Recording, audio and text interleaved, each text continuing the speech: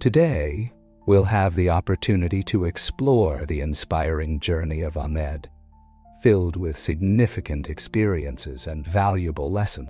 Before we get started, don't forget to like this content and let us know in the comments where you're tuning in from. We love knowing who is walking with us on this journey. Now, Ahmed, please share your story. My name is Ahmed, and my life has always been deeply rooted in the teachings of Islam. I was born into a devoted family where faith wasn't just a practice, but the foundation of everything we did.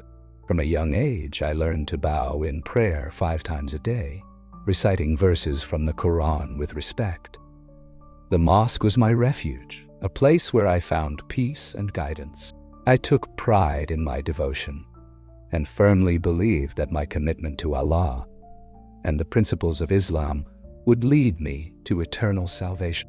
My worldview was shaped by the Quran and the teachings of the Prophet Muhammad. I spent years studying hadiths, memorizing important surahs, and seeking answers to life's most complex questions. There was a rhythm to my existence, a clear purpose, supported by the certainty that I was following the righteous path described by the Quran. However, even within this strong faith, moments of doubt would arise like shadows in the silence of the night. Sometimes I would find myself awake, pondering the nature of God and the concept of salvation. The Quran speaks of the day of judgment, where our deeds will be weighed.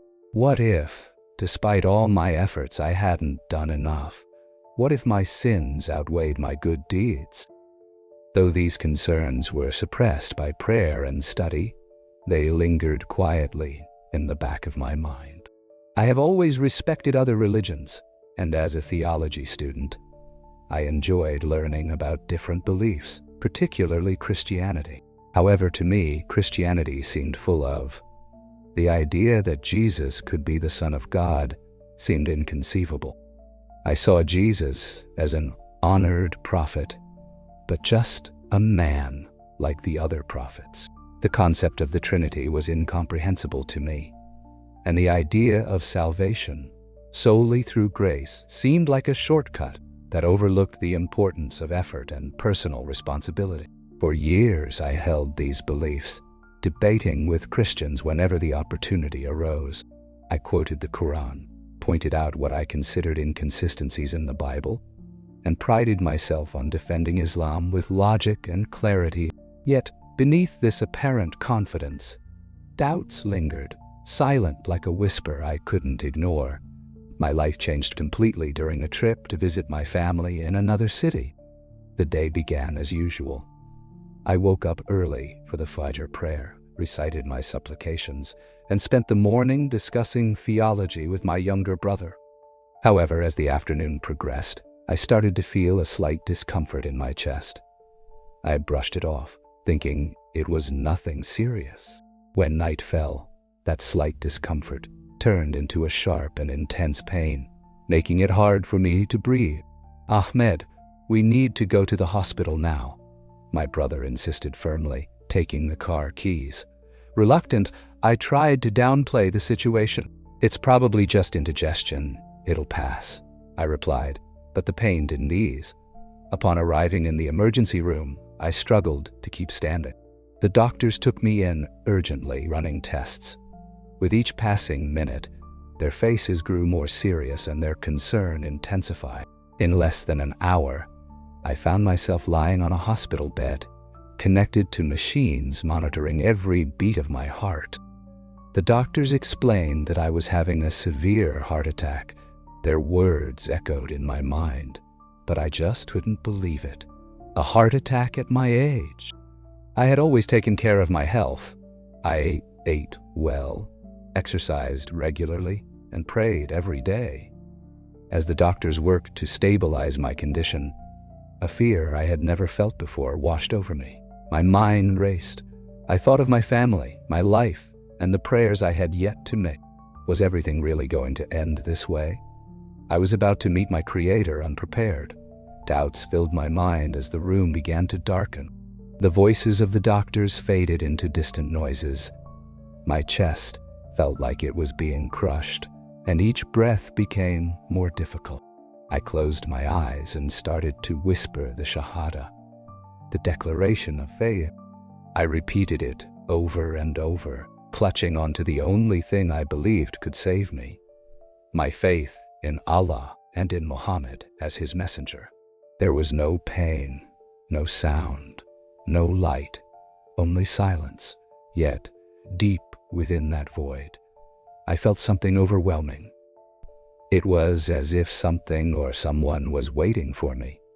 Suddenly, the darkness began to change. My world as I knew it completely vanished, leaving only the anticipation of an unknown journey.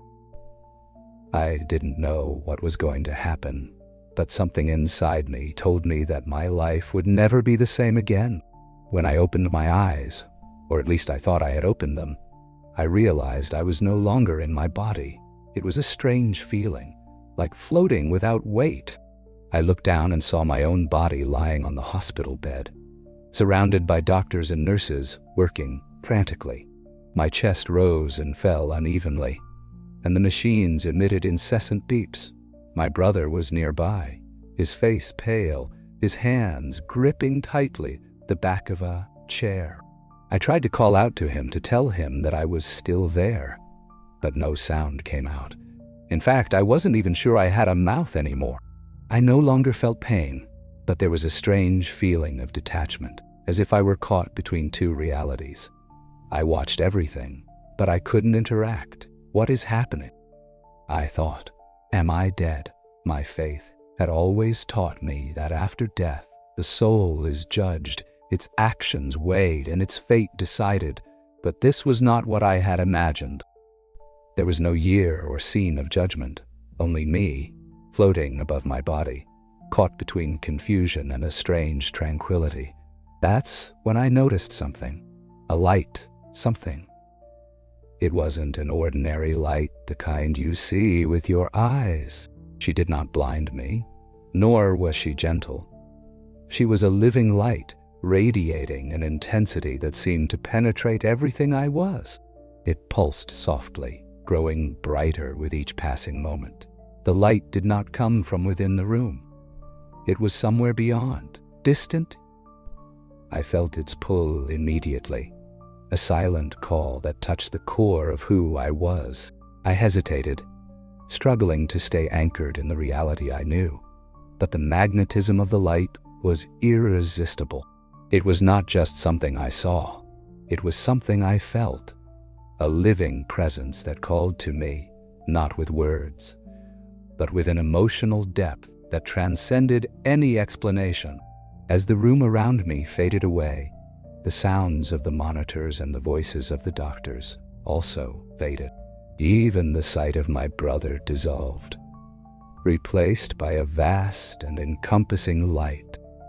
I felt as if I was being drawn through a tunnel, the light becoming more intense with each moment. At first, I tried to resist, but I quickly realized it was futile as I drew closer. A warmth began to envelop. It was not the warmth of the sun, but something deeper, something that seemed to warm my soul. Even though it was comforting, it also carried an impressive power that left me in great reverence. The light was not just to be looked at, but to be lived, as if it had a life of its own. What is this? I wondered. But in the presence of this light, the question seemed insignificant. Where am I going? A part of me felt fear, a natural hesitation in the face of the unknown. However, the attraction to the light was undeniable.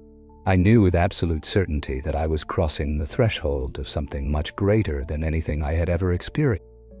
I had been taught my whole life to believe in certain things, to trust the Quran and the teachings of Islam.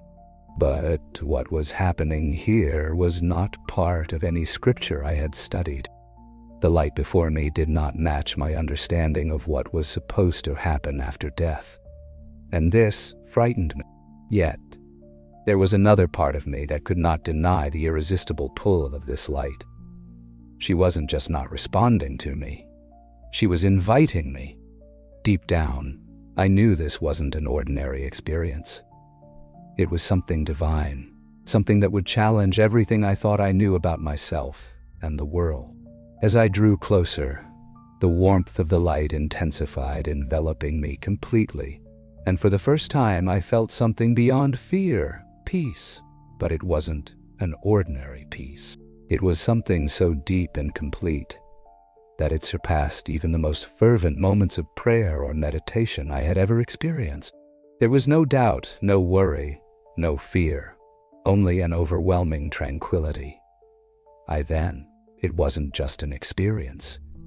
It was a moment of reckoning, a turning point in my existence. The light wasn't a destination, but a doorway. And I was at its threshold. I hesitated for a brief moment, feeling unworthy and unprepared to cross it. What awaited me beyond? These questions consumed me, but the light seemed to understand my fear. Its presence comforted me without words, only with a soothing warmth that wrapped around me. With a sigh that felt as if it came from my soul, I stepped into the light. Immediately, everything around me transformed. The warmth that brushed against me now filled every part of me. It was more than just light. It was something alive, pulsating and full of power. I felt tiny in the face of something infinitely greater, something beyond my understanding. That's when I saw him. At first, it was hard to grasp what was happening. A silhouette began to emerge from the radiant glow, a presence so powerful and majestic that I was overwhelmed by a deep sense of reverence. He drew closer, and waves of love and compassion flooded my being. This wasn't just emotion. It was as if the very essence of love surrounded me completely. "Who are you?" I asked, in a voice that felt small against the vastness of this moment. He looked at me. His eyes seemed to pierce my being, seeing everything I was, everything I had done, every mistake, every doubt, every fear. But his gaze wasn't one of judgment. It was one of understanding and acceptance. "I am Jesus," he said. Those words struck me like a bolt of lightning. Jesus. My mind began to swirl, trying to understand what was happening. As a Muslim, I had always believed in Jesus as a prophet, a great prophet, but nothing more. The idea that he could be more, the Son of God, was something I had always rejected, something I had debated and refuted many times. "This is not possible," I murmured, more to myself than to him. "You are just a prophet. How can this be?" Jesus smiled, a smile full of patience and kindness. "You have many questions, Ahmed," he said, "and I am here to help you find the answers." I wanted to speak, to question, to argue, but before I could say anything, the world around us began to change. Images started to appear in the light, vibrant and real, as if I were transported to another time and place. The first scene was familiar. According to the stories in the Quran about Jesus, I saw him healing the sick, giving sight to the blind. These are miracles I had always accepted as truth, but seeing them with my own eyes was something entirely different. The compassion in his touch, the authority in his words. Everything felt infinitely more real. Then, the scenes began to change. I saw moments that I did not recognize from the Quran, but from the Bible, moments that I had dismissed before. I saw him in the final scene, speaking to his disciples with a love that transcended human understanding. I saw him praying in the garden, his anguish palpable as he prepared for the sacrifice. And then I saw the crucifixion. I wanted to look away, but I couldn't. I saw the nails being driven in the crown of thorns, the pain etched on his face. But even in that agony, there was something more, a strength, a purpose. It was not merely suffering. It was an unparalleled act of love. The light around us pulsed, as if even it bore witness to the greatness of what I was seeing. And deep within my being, I felt something beginning to change. Why did my voice tremble as I asked the question, "Why did you do this?" "For him," he simply replied. "For all of you." These words struck me like a blade. My understanding of salvation had always been tied to actions: prayer, fasting, good works, to earn God's favor. The idea that someone could take upon themselves the weight of the sins of humanity, willingly sacrificing themselves out of love, was almost impossible to grasp. The scenes changed once more. This time, passages from the Quran and the Bible appeared side by side. Jesus pointed out prophecies in the Quran that I had read many times, but had never truly understood. Passages about the Messiah, about a light for the nations. Then, he showed me their fulfillment in the Bible, how each of these prophecies pointed to him. How did I not see this? I asked, my voice heavy with realization. How did I miss the truth you were seeking, Ahmed? Jesus replied, his voice full of compassion. And now you have found it. Tears began to flow down my face as the weight of these words sank in. Everything I believed, everything I had held onto so tightly, was being overturned. Yet in the midst of the confusion, I felt a strange clarity, as if the pieces of a puzzle I had been trying to solve all my life were finally coming together. There is more to see, Jesus said, his eyes full of tenderness. Will you come with me? I nodded, even though my mind was swirling. Something inside me trusted him. I didn't know what was going to happen, but I was certain of one thing. My life would never be the same. Jesus reached out his hand, and when I touched it, the world around us changed again. The light seemed to expand, engulfing everything. I felt a sudden lightness, as if I were being transported to a new realm. There was no fear, only trust. The place I saw was indescribable. The colors were more vibrant than anything I had ever known. The air felt alive, filled with peace, joy, and harmony. There was no pain, no suffering, no sorrow, just pure and overwhelming love. In the distance, I saw people from all nations, ages, and backgrounds. Their faces shone with a joy that seemed to come from within. They laughed and embraced each other as if they were whole. For the first time, here is paradise, Jesus said, his voice warm. This is what it means to be united with God. I could hardly speak. The beauty of it all was almost unbearable. It's perfect, I murmured. This is what I prayed for, isn't it? It's the fulfillment of God's promise. But it's not something you earn through actions. It's a gift given by faith. These words hit me like a flash of lightning. In my faith, I had always believed that salvation was a matter of balance, good deeds outweighing the bad. Prayers said at the right time, strictly observed, fast. But there, Jesus was telling me that it wasn't something to earn, but a gift of grace. Grace? I asked, my voice trembling with confusion and hope. What does that mean? Jesus smiled with infinite patience. No one can attain perfection. No one can live without sinning, no matter how hard they try. God's love is not something to be conquered. It's something to be accepted. That's why I gave my life for you all, so that through me you could be free. Those words shook everything I had ever believed. My whole life had been built on effort, trying to do enough to be worthy in God's eyes.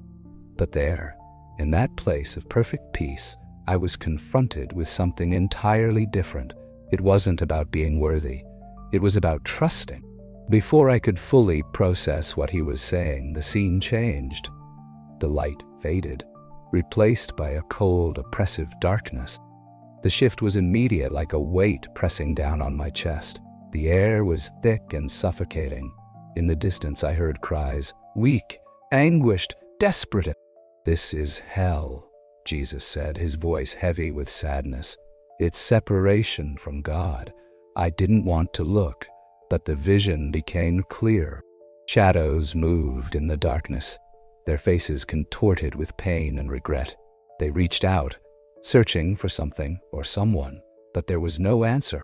The despair I felt was overwhelming, piercing my soul. "Why?" I whispered, almost inaudibly. "Why do they suffer like this?" "They chose separation," Jesus replied with deep sorrow. "God's love is offered to all, but not everyone accepts it. Hell is not a place of God's anger. It's the absence of His presence. It's the natural result of rejecting the gift of salvation." I could hardly bear to look at the suffering. In the distance, the emptiness was worse than anything I had imagined. Yet even in the midst of that darkness, I felt a profound sense of love emanating from Jesus. It was as if His heart ached for every soul that had chosen to turn away. Do you understand now? The choices you make in life matter, not for what you can gain, but for the relationship you choose to have with God. Tears streamed down my face. I had spent my life striving, praying, fasting, trying to be good enough. But there, in the presence of Jesus, I realized that all He wanted was my heart. "Ahmed," He said, His voice gentle yet firm, "will you accept my gift? Will you trust me to lead you to the Father?" I hesitated, not out of doubt, but because of the weight of the moment. Everything I had ever believed, everything I had experienced, was being questioned. But deep within me, I knew the truth. I felt it deep in my being. "Yes," I finally replied, my voice trembling. "I trust you." The light around us grew brighter, warmer, and I felt a peace I had never experienced before. It wasn't just peace, it was freedom. Freedom from fear, from relentless striving. "There are still things for you to do," Jesus said. "There's knowledge filled with meaning. You must go back and share what you have seen." "Go back?" I asked, frightened. "But I don't want to leave. I want to stay here with you." He smiled, a smile that was both comforting and challenging. "Your time here is not yet finished. There are people who need to hear your story. Amen. They need to know the truth." The light began to change again, and I felt a pull. I didn't want to go, but I knew I had to. Jesus had given me a purpose, and I couldn't ignore it. As the visions of heaven and hell faded away, those final words echoed in my mind. "Go, Ahmed. Share the truth. I will always be with you." My chest burned with pain, and the sound of beeping machines filled the air. The sterile smell of disinfectant hit me, and I realized I was back in my body, back in the world I thought I had left. Voices rang out around me, filled with urgency and relief. "He's back," one of the doctors exclaimed. I blinked, my vision blurry, trying to focus on the figures moving around me. My brother's face appeared. His eyes were wide, a mix of shock and joy. "Ahmed, can you hear me?" he asked, his voice trembling. I weakly shook my head, but I couldn't find the words to respond. My mind spun, trying to reconcile the overwhelming experience I had just gone through with the reality surrounding me. I had been in the presence of Jesus. I had seen heaven and hell, and now here I was, lying on a hospital bed, surrounded by people who could not fully comprehend what had just happened. The doctors were speaking rapidly, amazed at how my condition had suddenly stabilized. "It's a miracle," one of them said, shaking his head. "They thought they'd lost you." My brother grasped my hand tightly, tears streaming down his face. "Alhamdulillah," he whispered. "You're alive." Alive. The word felt heavy, almost foreign. Just moments ago, or at least it felt like moments, I had been in a realm beyond anything this world could offer. I had seen the face of Jesus, heard His voice, felt His love, and accepted His call. Now, I was back here, in a body that felt strange, in a world that suddenly seemed so small. In the early hours, I didn't talk much. My family stayed by my side, and their relief was evident in every glance and gesture. But inside, I was battling a storm of emotions. What had just happened? How could I reconcile this with everything I had believed my whole life? Jesus was not just a prophet. That was clear.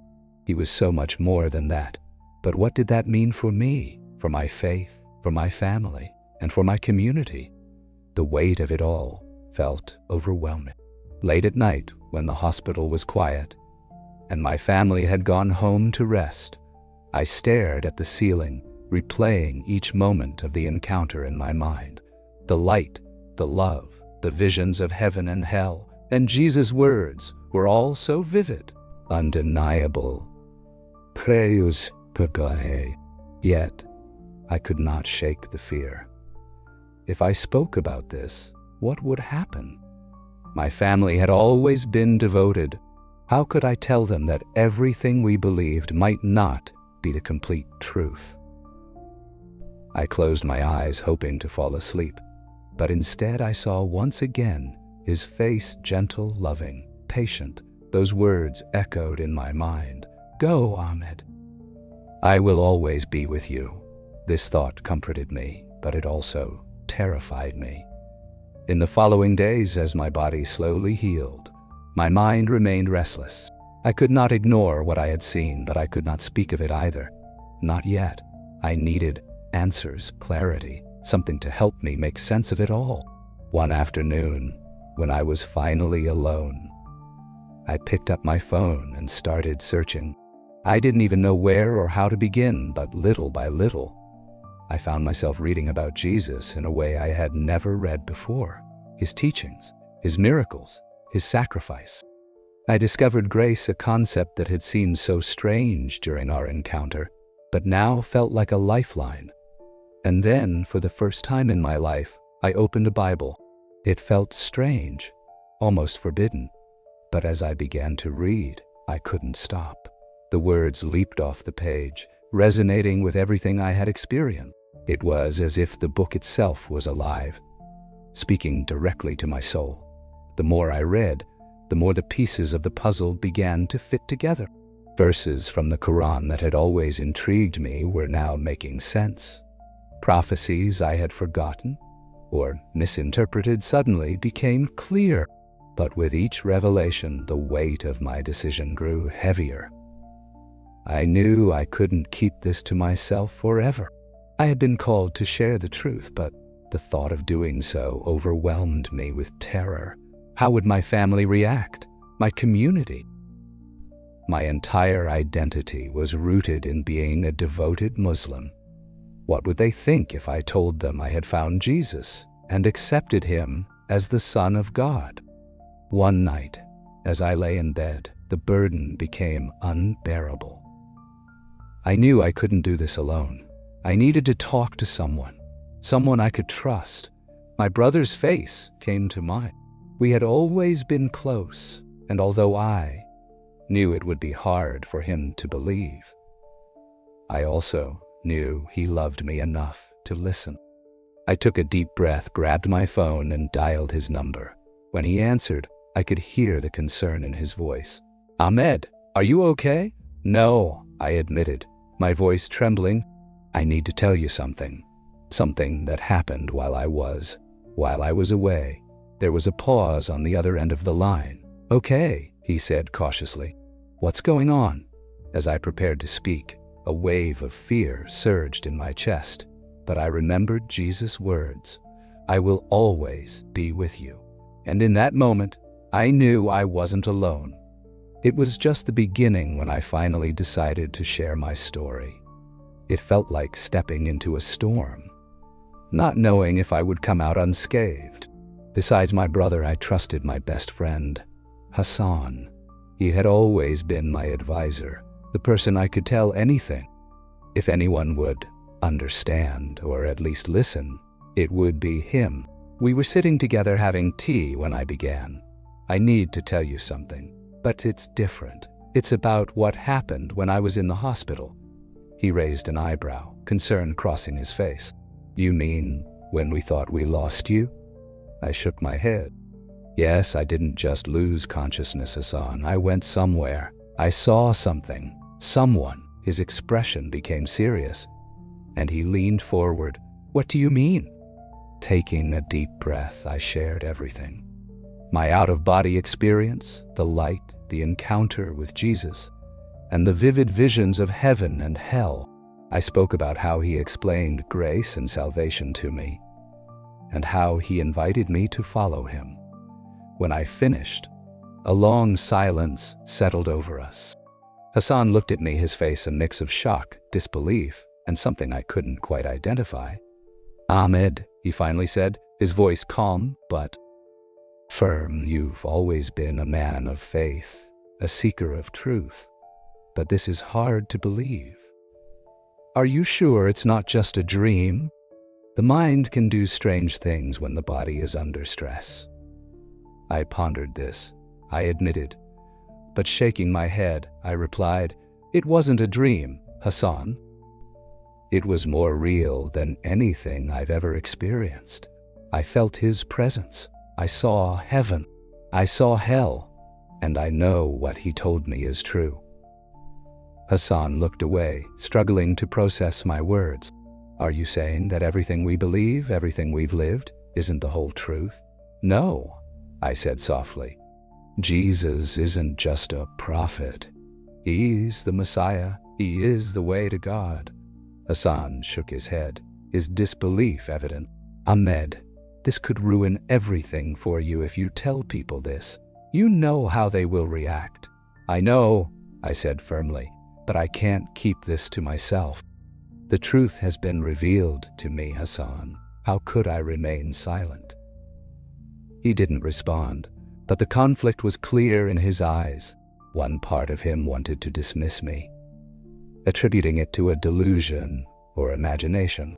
But another part, the one that deeply knew my heart, was listening, reflecting, perhaps even questioning. In the days that followed, I shared my story with others I trusted, people who knew my character. Reactions varied.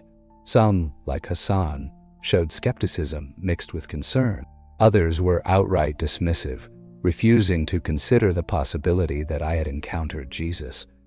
But there were also those who listened with an open mind, asking questions, curious about what I had experienced. One of those listeners was an older man from our community, someone I had always admired for his wisdom and kindness. When I shared my story with him, he didn't interrupt me or contradict me. Instead, he said, "Ahmed, truth has a way of finding us, even when we're not seeking it. Perhaps this is how God is paving a new path for you." His words gave me courage. If at least one person could see the sincerity in my heart, maybe others could too. I knew I couldn't stop there. Jesus had asked me to share the truth, and I felt an increasing conviction that I needed to do it publicly, no matter the cost. It wasn't about me, but about him, about the message he had entrusted to me. One night, I stood before a small group of people, family, friends, and a few curious souls. My heart was racing, but I felt a strong presence by my side, as if Jesus were there with me. "I know that many of you will have a hard time believing this," I began, my voice trembling but determined. "But I have to tell you what happened to me when I was at the brink of death. I encountered Jesus. He showed me the truth about God, about heaven and hell, and about grace. He called me to share this with you." The room fell silent, the weight of my words hanging in the air. I saw a range of reactions: shock, confusion, curiosity, and even anger. But I continued. I shared every detail of my experience, every reaction, and every truth I had learned. When I finished, some people left, their faces closed. Others stayed, with thoughtful expressions as if they were wrestling with something deep inside them. A few approached me, their eyes filled with questions. "Do you really believe this?" asked a man in a skeptical but not dismissive tone. "I don't just believe. I know, and I hope you will seek the truth for yourself." Over time, I began to find ways to bridge the gap between my Islamic upbringing and my new faith in Jesus. I spoke of shared values: love, compassion, and devotion to God. I showed how the prophecies in the Quran pointed to Jesus and how his message fulfilled God's promises. My goal had never been to destroy anyone's beliefs, but to open hearts to the possibility of something greater. The more I shared, the more I saw lives being touched. Some people were encouraged to open the Bible for the first time, while others began to question the rigidity of their own perspectives. Throughout the process, I felt Jesus guiding me. He provided me with the words to say and the strength to continue. But I knew the journey was far from over. There was still much to do, more people to reach, more challenges to face. Jesus hadn't just changed my life, he had given me a purpose. As long as I continued to follow his call, I knew I would never be alone. As I prepared to take the next step, I prayed for courage. I knew my testimony had the potential to inspire others, but it could also expose me to rejection and loss. However, one certainty remained strong in my heart. I was not alone. Jesus was with me, just as he had promised, and that truth was enough to sustain me. Embracing my new life with Jesus fully, I felt a peace I had never experienced before. For so long, my faith had been focused on effort, praying the right way, fasting the right way, trying to do enough to tip the scales of divine justice in my favor. But now, I understood it wasn't about what I could do, but about what Jesus had already done. Accepting Jesus as my Savior was not an easy decision, but it was the most liberating one I ever made. For the first time, the weight of my doubts and fears was lifted, replaced by the certainty that God's love was not something I had to conquer. It was a gift. The path that followed was as challenging as it was beautiful. I knew my testimony could inspire, but it also had the potential to alienate. I began to speak publicly, sharing my experience with anyone who was willing to listen. I talked about the moment when I met Jesus, the visions of heaven and hell, and the message of grace that changed my life. Some people were curious, asking thoughtful questions about my encounter and how it aligned with the teachings of the Quran and the Bible. Others were skeptical, accusing me of being deceived or having abandoned my faith.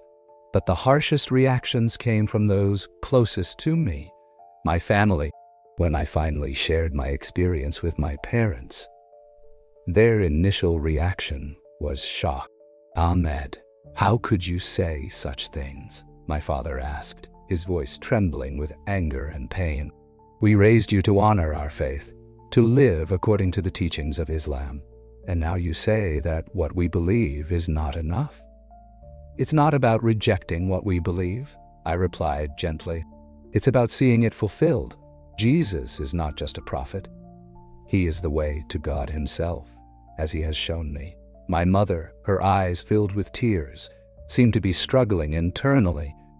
She wanted to understand, but it was difficult to reconcile my words with the faith she had held all her life. My brothers were also divided. Some immediately dismissed my story, while others remained curious but afraid to express it. It was one of the most painful moments I had ever experienced. The fear of losing my family was very real, but the call to share the truth was even stronger. In the midst of rejection and conflict, I found comfort and strength in a new spiritual family. A local church welcomed me with open arms, offering warmth, encouragement, and understanding. They were an indispensable support as I navigated through the challenges of this new path. At the same time, I constantly prayed for my family's understanding. I asked that their hearts be open to the message of Jesus, even if it was difficult for them at first. I knew that change would not happen overnight, but I believed that the same grace that had reached me could also reach them. Despite the challenges, I remained steadfast. Every step of my journey was guided by the certainty that Jesus was with me. The peace he brought into my life was something that could never be taken away. So, I carried on. With every word shared and every testimony given, my purpose became clearer and clearer. It was not about me, And as I faced the challenge, I found joy in knowing that the truth that had transformed me also had the power to change others. He didn't see me as someone who had abandoned one faith for another. He saw me as a brother in Christ, someone who had been found by grace. In the early days of this new path, I began connecting with others who had experienced similar journeys. These were former Muslims, Christians from Islam, and individuals from various backgrounds who found Jesus in a profound and transformative way. Their stories encouraged me, showing that I was not alone in this transformation. As I continued to share my testimony, I began to see lives being touched. People who had previously been indifferent to faith started to ask questions. Others who were firm in their beliefs began to consider the possibility that Jesus was more than just a prophet. And some, like me, took the leap of faith to accept him as Savior. One of the most striking moments occurred when my younger brother, who had initially dismissed my story, came to see me late at night. "Ahmed," he said calmly, "I've been thinking about what you said regarding Jesus and grace. I don't know yet if I believe, but I want to learn more." Tears filled my eyes as I embraced him. "That's all I ask," I replied. "Seek the truth, and Jesus will find you." These words were not only for him, but also a reminder for me. Each person's journey is unique, and the truth of Jesus has the power to reach everyone in their own time. Over time, I realized that my unique background could be used to build bridges between Islam and Christianity. I began to speak about the common values in both traditions: love, devotion, and the pursuit of truth. I showed how certain prophecies and teachings of the Quran designated Jesus as the Messiah, highlighting connections that many had never considered. But I also pointed out that the message of Jesus transcends religion. It's about relationship, a personal connection with God made possible by the sacrifice of Christ. It's about grace, forgiveness, and a love that surpasses anything I had ever known. Looking back, I see how God used every part of my life to prepare me for this mission.